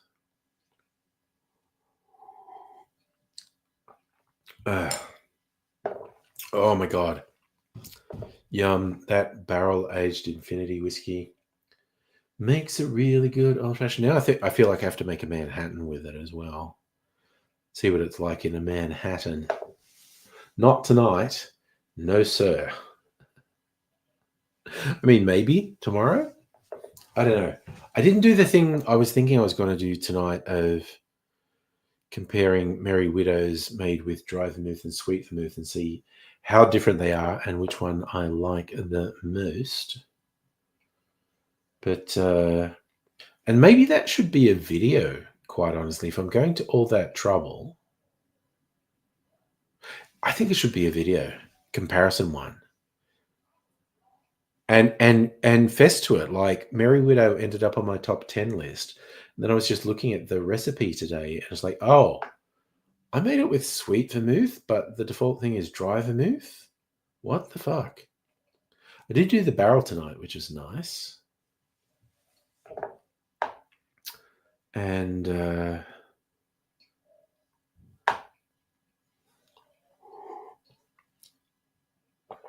we had excellent chat tonight. And that's why I didn't worry about the other stuff. We had a vibe going. Great chat. And that's why I wanted to do this. That's why I started doing these during COVID. Because it's just like, okay, I now think this is me in 2020. Everything about the world is fucked and everyone is stressed and upset and everything's terrible. I don't think I'm helping by doing videos where I shout and swear and scream. I just want to have a chill out zone because the world's too fucked up. And I regret nothing. I've just really enjoyed using live streams as a chill out space. And just as an escape from the horrors of the room. A list of movies. I mean, I always love lists of movies. Which list are we talking about, Charlie?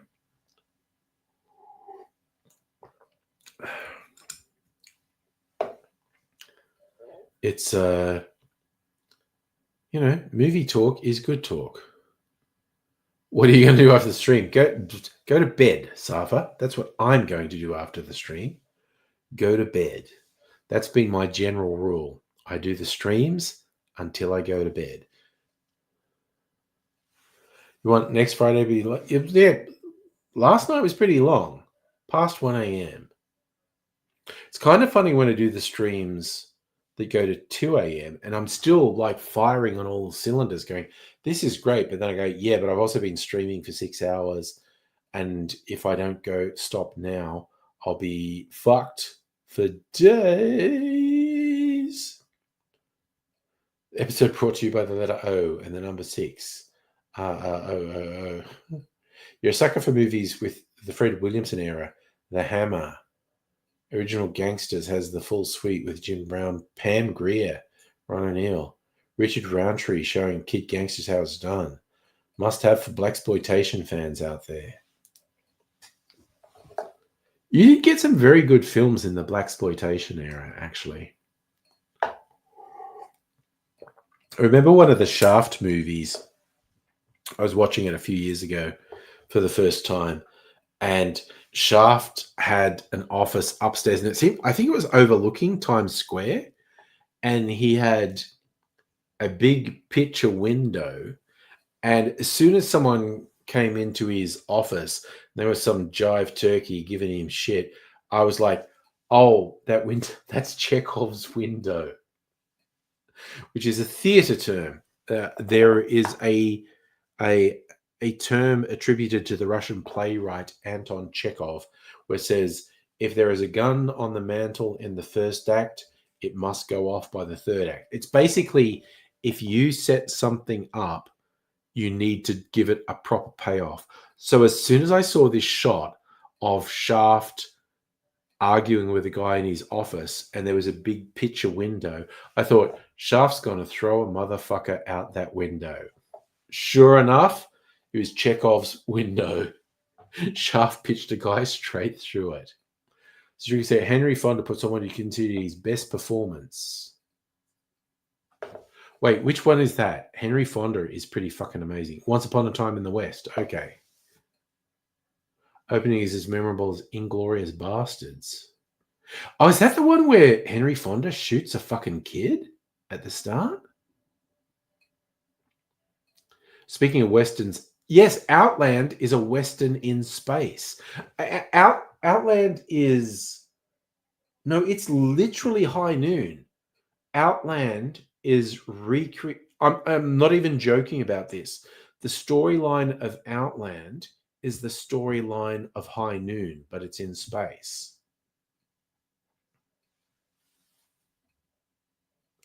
So fucking Outland is definitely a space western. You're cheating. The next under Operation Condor. Army of God films hold up. Jackie's Peak. Was Armor of God, was that one of the ones where he's doing a stunt and he injured himself to an extent that almost killed him? I forget which one it was, where it was a relatively simple stunt, but it went wrong and it almost fucking killed him. Jackie was at Pete's Fitness, mid-90s. Rush Hour and Rumble in the Bronx. I think Rumble in the Bronx is underrated. I love that movie. Jackie Classics 2 films stoked Lazy dubbed by Jackie himself. Nice. I think the injury was in Armor of God. He's running down a hillside, and he's using like a bamboo pole to vault over a trench, but in real life the bamboo pole broke, and like I said, it was a comparatively simple stunt, but it almost killed him. Was it Crime Story? He slid down a pole with lights meant to be plugged into batteries, but they're plugged into the wall. Okay, now I'm thinking of something different. This was so you're saying in Crime Story he almost got electrocuted.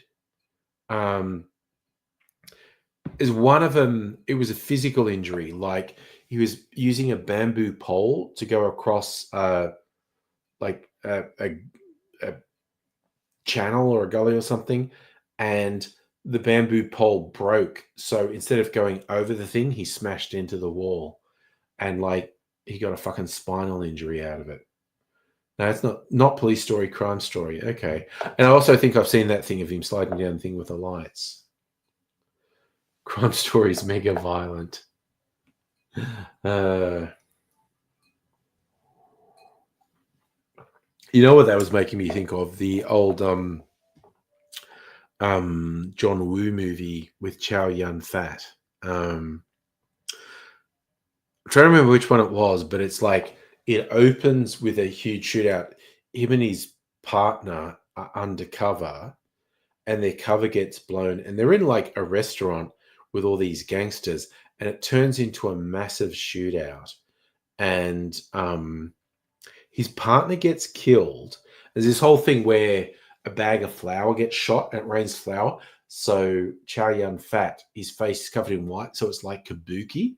Um, and there's one bit where the final payoff is he like slides across a bench, and it's like the last bad guy was just like the boss bad guy, and as he slides across it, he ends up with his gun right at the guy's forehead.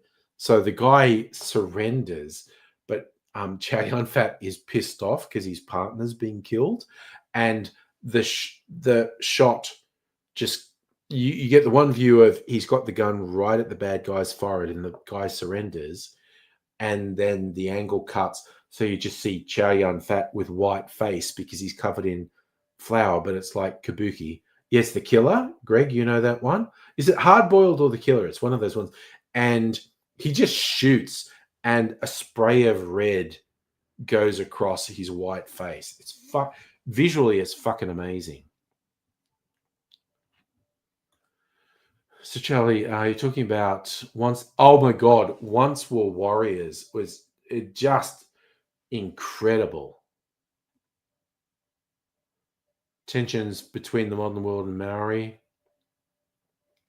I swear to fuck. So, Stricky say you're sure it's hard boiled. I think it is actually boiled. I'm not sure, but Once Were Warriors freaked me out so much. For years, I was worried I'd wander into a bar and Jake the Muss would be in there and fuck me up. Oh my God, he was so good in that. That film was so intense. And apparently, basically, the entire adult population of New Zealand saw Once Were Warriors in the cinema. For a while, it was the highest grossing film in New Zealand. So, okay, Charlie posted the scene on the Discord, the Tea House Showdown on. No, stop it.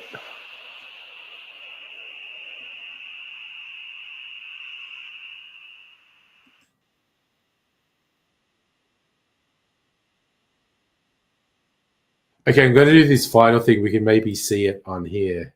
Um, oh God! All those fucking John Woo films, whether Chow Yun Fat was in them or not, were great films. Okay, I think I can probably show a little bit of this without getting content matched. Like if I show it in a small thing. like that. Won't get content matched. Like bang, bang, bang, bang, bang.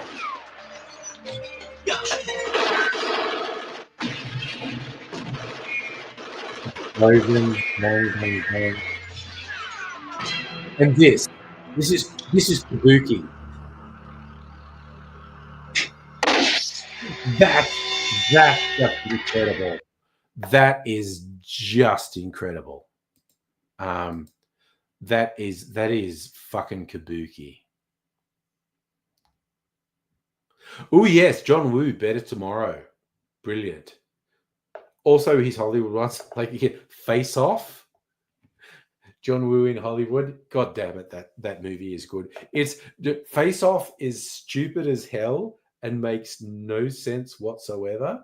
But if you just fucking roll with it, it's the thing. I look, okay, I'm going out on a limb, Charlie. I don't think I'll be in trouble for just showing that little thing in there. But that final bit where Chow Yun Fat's got the gun against the crime boss's forehead, and then it just cuts back to him and his face is all white because of the flour, and then there's just the spray of blood across.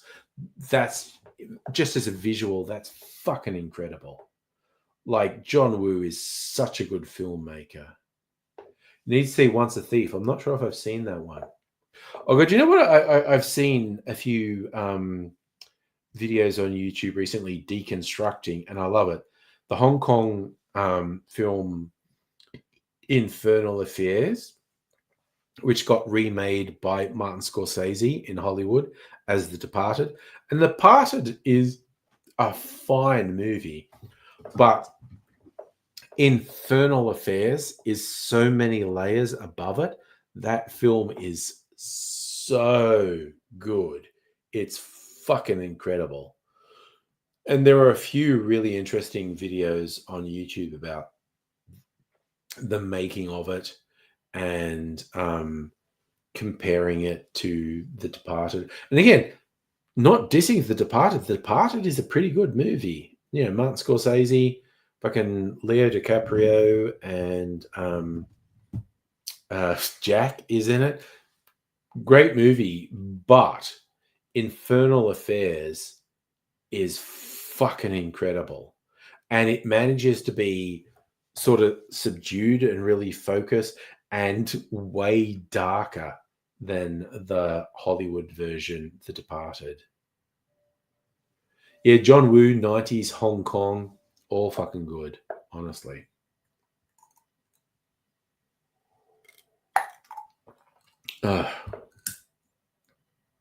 And also, now I just kind of, this is not John Woo, but it's Chow Yun Fat, and I think he's great.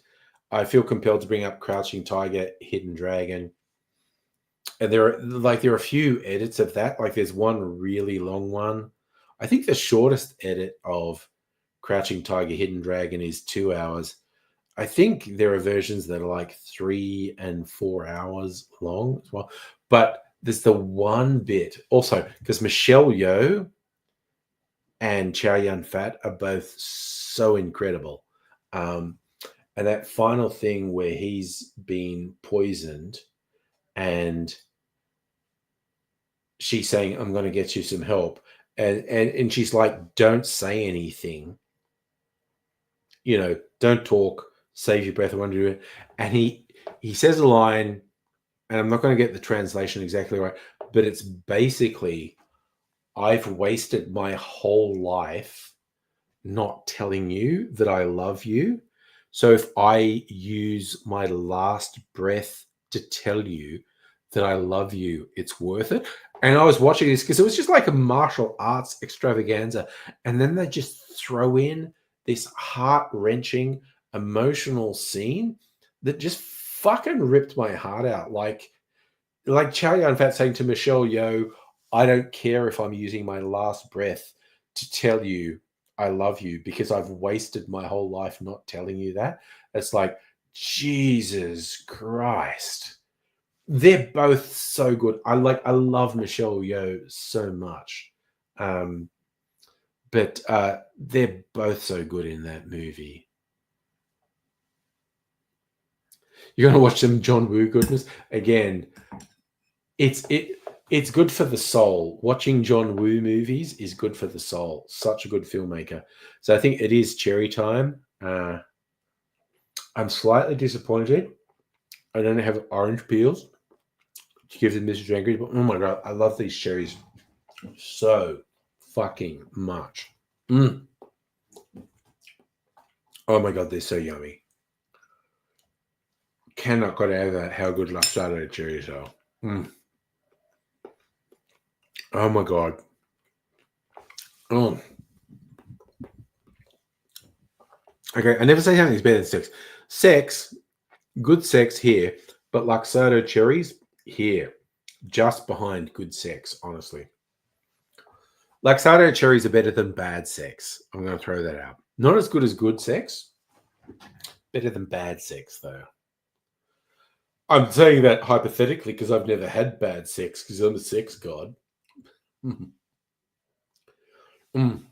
Also, I'm just going to throw out while we're talking about Crouching Tiger, Hidden Dragon, which I hadn't watched in ages. I feel like I also, besides wanting to rewatch that, I feel like I want to rewatch some of Jet Li's really good films like Hero and whatnot. It is Sleepy Bobo's time, and Abigail, I will ask you one day about Better Than Sex Cake. Safa, very likely a Sunday night stream, like 90% likely there will be a Sunday night stream. So, I always say something could happen, but more than 90% likely there will be a Sunday night stream. I might do the thing of comparing Making a Merry Widow with Dry Vermouth and Sweet Vermouth. But we shall see. So you fine folk all take care. I will see you all another time. Like I said, 90% likely Sunday night stream. But I am going to say bye for now. Bye. You are totally fucked!